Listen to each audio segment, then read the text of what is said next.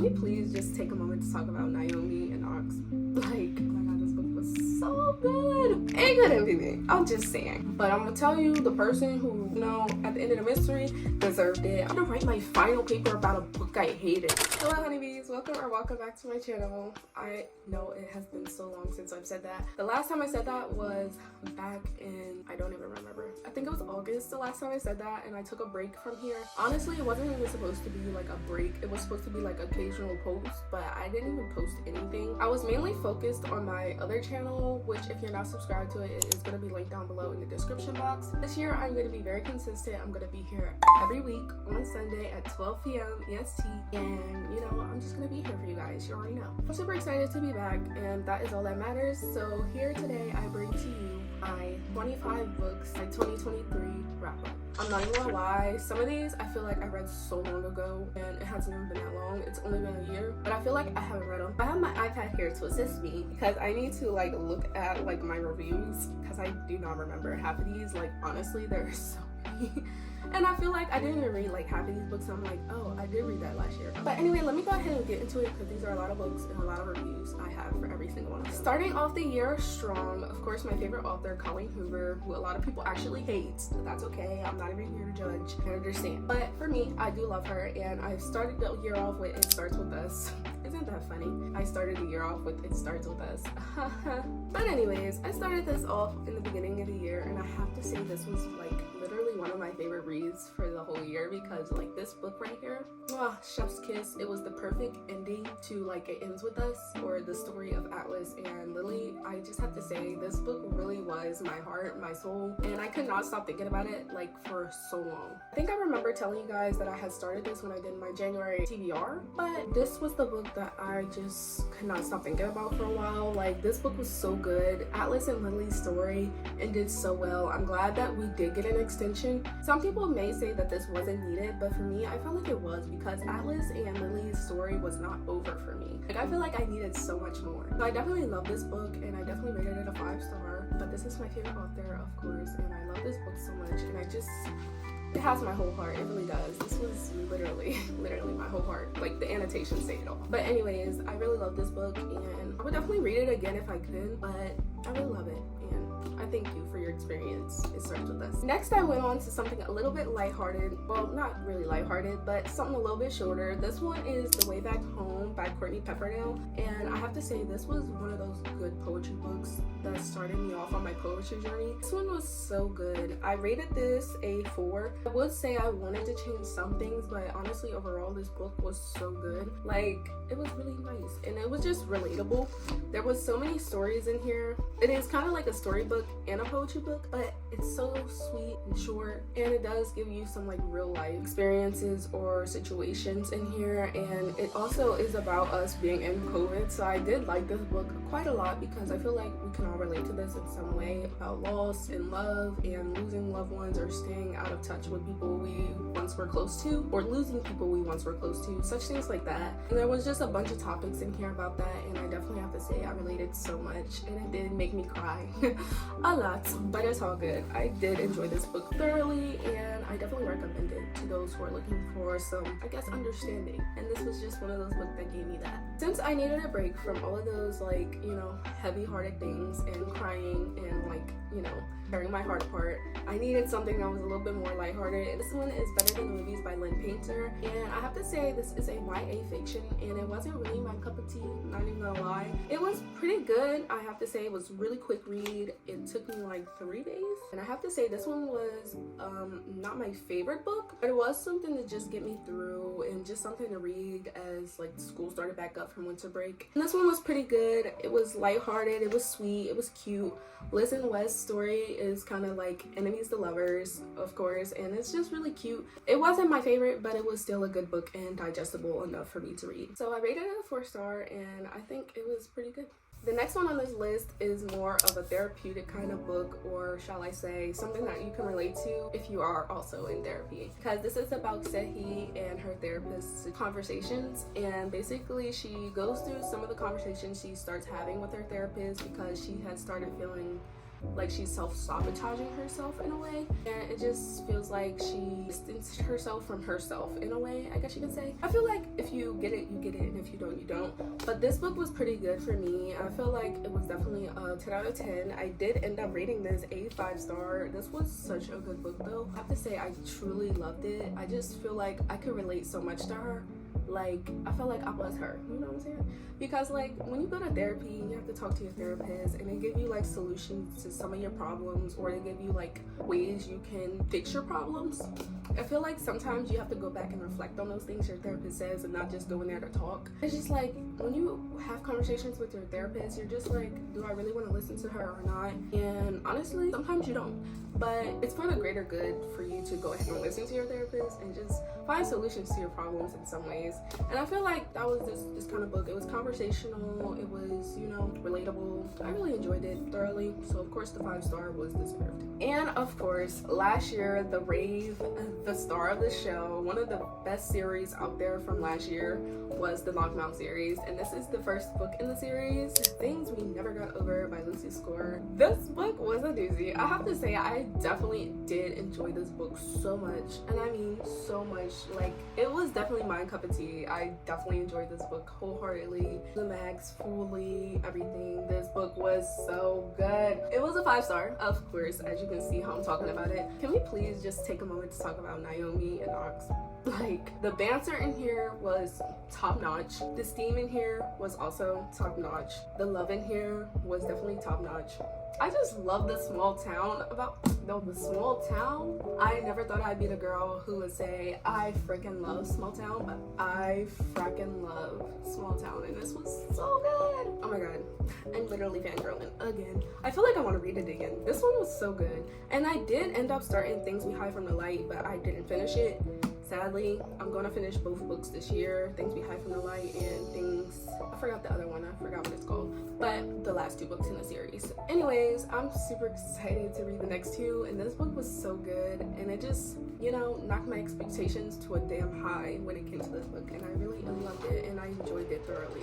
It might have been 500 pages, but it was so worth every single word, page, turn, everything. This book was so good, y'all. If I could go back and read this, I definitely would, but it's too long for all of that. I probably would not ever read this again, but if I wanted to just like reminisce over a scene and go back to it, I probably would. But I really love this book though. I really did. I love this book. It has my heart. So next one on this list is When No One Is Watching, and this is by Alyssa Cole. I have to say this wasn't my favorite read, but it was one of the good ones of the year, and I have to say it was pretty decent. I rated it a 4-star. It definitely did not deserve a 4-star, but I felt like I wanted to be very generous. And once I thought about it a little bit more, it did turn into a 4-star. But this one is pretty good if you're looking for like kind of like a lighthearted, or not even lighthearted, this is not lighthearted.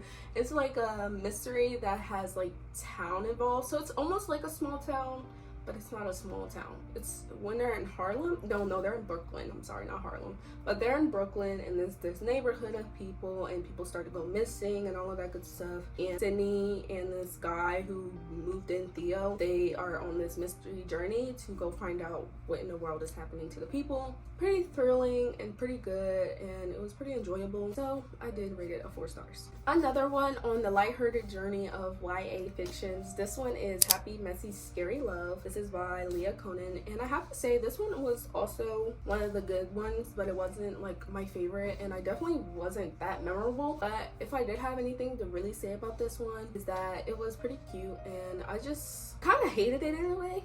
But at the same time, it was so intriguing that I had to keep reading it. But like, I hated the main character. Olivia got on my nerves. One problem could have been solved if she had said something. I feel like I hate when that happens, when like miscommunication happens, and you could have easily fixed this whole problem by saying something, and then when it comes out, you're like, oh my god, girl, you have multiple chances to tell this man what was happening. And it was just like really stupid in a way. And of course, these are kids, so it was just, I don't even want to think about it anymore, but this was one of the ones I read, and now that I think about it, it probably should have been a 3 star, so I'll probably change that. Another book, another slay, another book that I literally loved and cannot stop thinking about after I read it. Like, sometimes I just look at this cover and just reminisce over the things that I read, and it was just like, oh my god, this this book was so good. But anyway, this is Josh and Hazel's Guide to Not Dating by Cristina Lauren. And I read another book by her in the holidays and I hated the book. I hated it so much. But this one, girl, if she didn't blow me away with Josh and Hazel. Hazel is one of those girls who are like the outcast in a way, but she's very optimistic or enthusiastic. And some people may think of her as weird, but she's definitely not weird. She's definitely a lovable person. And then there's Josh, who's cool and chill, and their mix is just like different. I just couldn't explain it, but you have to read it to find out, and I definitely recommend it. 5-star all the way. I love this book. Anyways, on to the next one. Another book that I don't remember too much about. This one is The Last Two Poets of the Sea by Julia Drake. And I have to say this was a good book at the time I was reading it, but it's still not my favorite book. I did end up rating it a 4 stars. I don't even remember that much about this book. I do know that it's like about generational adventures or something like that. And she finds out about her family and such things. And there's also some other things going on her home front. I keep saying her, I don't know her name. Her name, Violet. Violet goes on these adventures with this guy named Sam. And they're just finding out things about each other. And I feel like it's a lighthearted romance. There's not too much romance. It's more about mystery and historical things. And basically about Violet's family. And basically there's something going on in her home front. Her brother attempted suicide. Basically she's moved up to her uncle's house in this place called Lyric, and that's as much as I got for that. Yeah, anyways, 4 stars. The next book I have over here is a bit more darker than the rest of the books I read. This is How to Make Friends with the Dark by Kathleen Glasgow, and I have to say this book is very deep and very dark, and if you're looking for something that is lighthearted, this ain't the book. Definitely look up the trigger warnings. This has some things about suicide in there, I believe, and this was a really heartbreaking book. I definitely have to say I felt bad for Tiger all the way through and through. She ends up getting placed in foster care, and she has to find a home within like all of these places that she goes to. It's really a sad book, and now that I think about it, I want to cry. But this book was actually really sad, and I kind of related to her a lot. I just felt so bad for her. I am about to cry over this book again.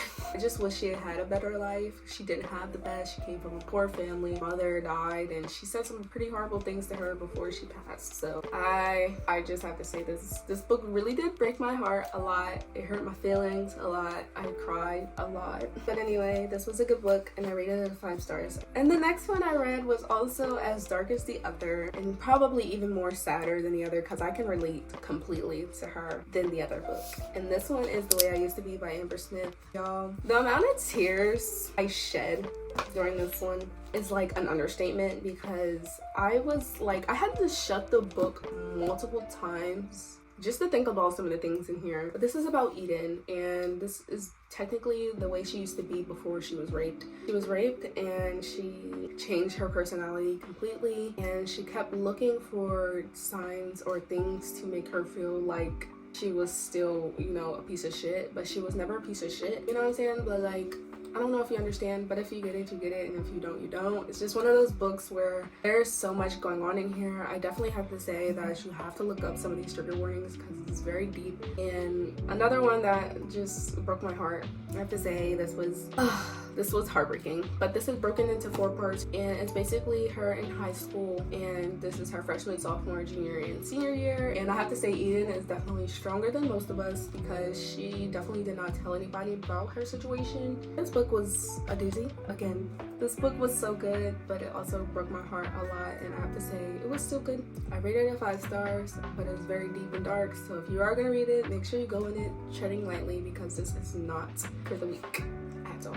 Something that got me off of those heavy topics is What to Say Next by Julia Buxbaum, sorry. I've had this book for, did you not, like 6 or 7 years, and I never read it until last year. So basically this book is about David, who has autism, and Kit, whose father just died. And basically it just goes through the story of both of them and such things like that. Kit is kind of an outcast. She used to be the girl who had a friend group and used to talk to everybody, but she ended up going down after her father passed. And then David is still the weird kid who gets made fun of because he has autism. I just felt like this book was really cute, because these two found comfort in each other, and they got to talk to to each other about things that they might not have been able to tell someone else. So if you're looking for something that's comfortable or just short and sweet, this is just the book. It wasn't my cup of tea really. It was only 3 stars for me because it wasn't the best book, but you know, it was still good enough to read. So another book that I read last year is not with me. It's called The Turn of the Screw. Y'all, this book was horrible. First and foremost, I rated it 1 star. Being generous, it deserves 0. But I hated this book. I didn't like this book. I was forced to read it because it was for school, but this book was not good. I hated it. Our teacher made us read it like in class, and we had to listen to the audiobook sometimes, and then we had to read it by ourselves sometimes. I had to write a paper on it. My final paper. I had to write my final paper about a book I hated. Like, imagine having to write a book project about a book you hated. On to a dark academia / mystery book. This one is If We Were Villains by M.L Rio. Y'all, this book was good. It was a good book. I rated it 4. It was very dark and mysterious. I actually read it with the audiobook only because some of the things that were being said in here, I feel like my brain was getting confused as I was reading it. There's kind of like Shakespearean things in here, and you have to like understand Shakespeare to be able to read this kind of book because it was so difficult for some reason. I was just confused. I was like, or what? Like, when I heard the audiobook, that man was doing great. I'm telling you, he ate it up. Like, and I just understood the book fully when he was reading it, and that just helped me get through the book and digest it. I was off and on with the audiobook and the physical book, so like sometimes he'd read and sometimes I go back and read it myself. But I honestly have to say that this book was so good though. Like, it was so different from anything I've ever read in my entire life, and Oliver is our main character here. And guys, when I tell you, you are going to be shocked by like the end of the mystery when he starts talking about it and he starts telling things. Girl, I was like, what?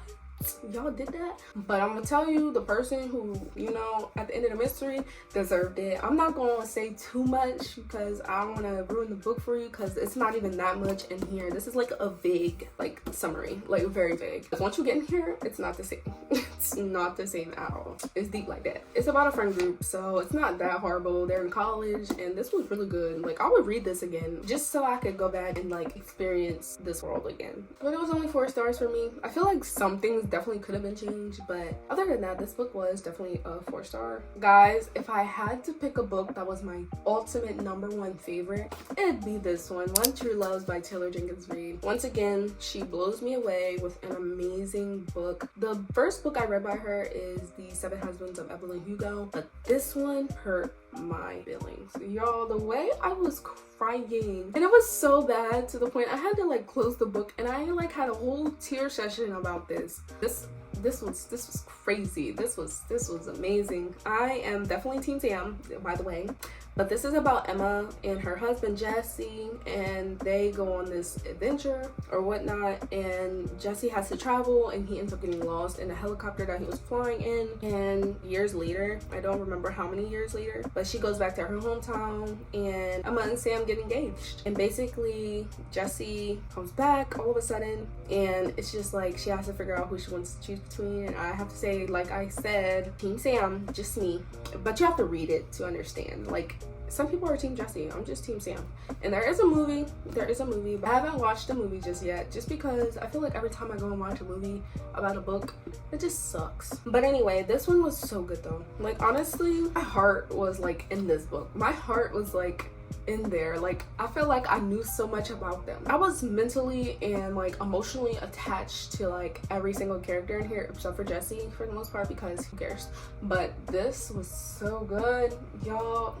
The tears I shed. Definitely a 5-star read. Definitely a 10 out of 10 emotional read. 10 out of 10 in just writing skills. Like, the way Taylor Jenkins Reid writes her books, you just fall in love. And I just have to say, I love this one as well as I love 7 Husbands of Evelyn Hugo. And y'all, we're back again with the Grandmaster of Demonic Cultivation. I know y'all are sick of hearing me talk about this series, but I told you, you're not going to hear me stop talking about the series until the 5th book. When I am done, you will hear me stop talking about it. But I swear to God, guys, you need to read it. Like, I mean it.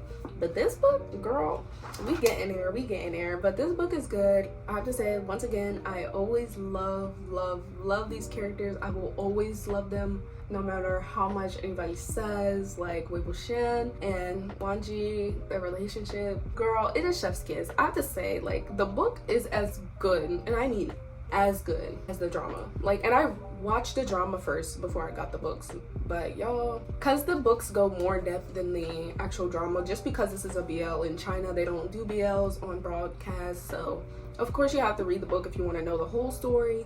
But it's so good though, and I just get to see these twists and turns, and I definitely watched the show again as I was reading this book, and I still am, because that's how good it is. It just eats. And of course it was a 5-star because duh. Now on to my favorite series of this year, y'all. This series was good, and this is the Dreamland Billionaire series. Oh my god, y'all, this series was so good. I don't have the third book with me currently because it is at my dorm, but I did read all 3 books, and I have to say that these were freaking great. I rated every single one of them 5 stars. I have to say, he gets on my nerves, Declan. I could not explain to you the amount of times I wanted to slap the shit out of this man, because like, why did Iris put up with this? Why did Iris put up with all his BS? Because it couldn't be me. It couldn't be me. I'm just saying, because like, boy. I will tell you who my favorite brother is. It was definitely Rowan. He was definitely my favorite brother. I just have to say, he was amazing, and Zara is amazing. Like, she is beautiful, strong, independent, amazing. Like, I love her, and you're gonna love her story as well. Like, she's amazing, and I really love it. But I love how Rowan wasn't like a complete a-hole, even though he did get the bitter end of his father's like abuse. Definitely there is a lot of things that go on in both of these. I do have to say that Callahan did have the most trauma to unpack, but it was so good. And his book was the longest because he had so much more going on for him. The third book was more of a second chance romance and a small town romance. The second one was a office romance and forced marriage. And the first one is kind of like Disneyland theme. I don't really know, I can't even tell you, but I will have to say this is also a business romance. Both of these are. The third one is not. So if I did have to put the brothers inside of a ranking, it would be Rowan, it would be Callahan, and then it would be Declan. The next one is a little bit more something I didn't like. This one is It's Not Summer Without You by Jenny Han, and I have to say I hated this series. I tried to finish the third book and genuinely hated it. This book wasn't as bad as the third one because I just stopped in the middle of it, but it wasn't as good as the first one, so it ended up getting a 4-star instead of 3. And I'm not even interested in watching the series whatsoever. I hated this book from the bottom of my loving heart, and I just have to say it wasn't good. I'm not interested in watching the series, and I'm not interested in reading the rest of this, and I don't even want to talk about this book anymore because I genuinely hated it. So me and this book, we did not have a good relationship, and I'm glad it's over. Another book that I truly loved, and sadly I did rate it a 4-star because there was definitely some things I wish didn't happen in this book, but it was definitely a good book. This is Kiss Her Once For Me by Alyssa, and it was definitely a great read. It was great. It had some representation in there, LGBT by the way, and it was definitely good. I loved it.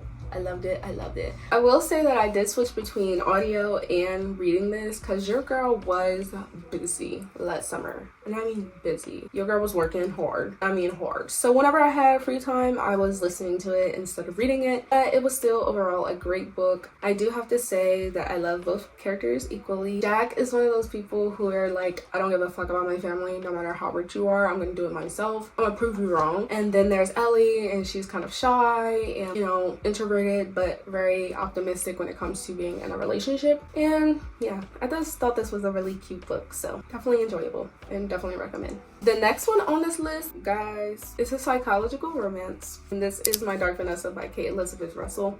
This book right here, girl, it's gonna have you thinking. Definitely search up them trigger warnings once again, because why do I have so many books with trigger warnings? I don't know. But this one is definitely not for the weak. Once again, like I said, for the other ones. But y'all, this book was crazy. I have to say, Vanessa, oof, girl, she had a lot going on, and at the same time she didn't. I don't know if you get it, but if you get it, you get it, and if you don't, you don't. Basically, this is about this girl named Vanessa who fell in love with her teacher, and basically she's like minor and he's a grown-ass man, and things take a turn here. I totally do recommend it if you're looking for something that like has twists and turns and will make you think, but look up trigger warnings before you read it. I did love this book though, and though it had me thinking a lot and it had me angry a lot, actually throughout the whole book, actually, I'm not even gonna downplay that, I was angry the whole time, but it was still a good book and it was still digestible and something to read.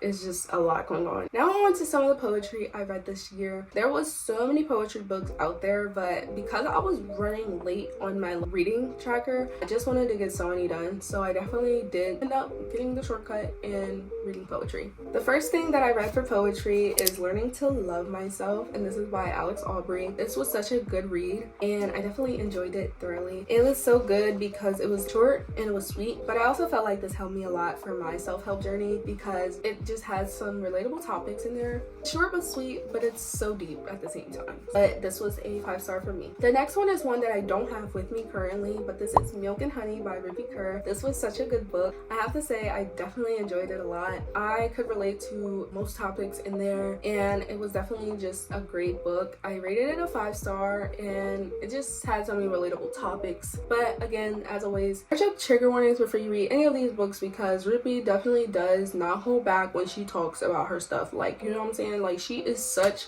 a powerful, strong woman, and I just have to say she inspires me low-key. Like, I love her, and definitely her books are good. Next one I read from her, and the last one of my year, this is The Sun and Her Flowers by Rupi Kaur, and this one is also very good, but it wasn't as good as the other one, and it wasn't as good as her last one. So I have to say I only gave it 4 stars because there was definitely some things in here that did not have to be in this book. Like, some pieces I was like, girl, what? Those don't even make sense. It was still a good book. It got 4 stars from me because it was a relatable kind of story. Again, search up trigger warnings, but there were so many good things in this book that I could definitely relate to. Another book that helped me with my self-improvement, so I would definitely recommend this to anybody who's looking for a self-improvement book, and I only rated it a 4 stars. And with that, those are all of the books I read in 2023. There was 25 books. My goal was 30, but it's all good though because I wasn't really worried about reaching that goal. It was just something I really wanted to do. College got in the way a lot when it came to my reading goals, so it's definitely good though because school always comes before me reading, so it didn't really matter. I'm definitely glad I got to enjoy all of these books this year, and it was definitely a lot more books than I read in the past 2 years before that, so I'm definitely glad for that. This year my reading goal is 35 books, and we're just gonna see what happens because I don't know, but we're just gonna find out later. As always, please don't forget to like, subscribe, and hit the notification bell so you can get notified every time I post a new video.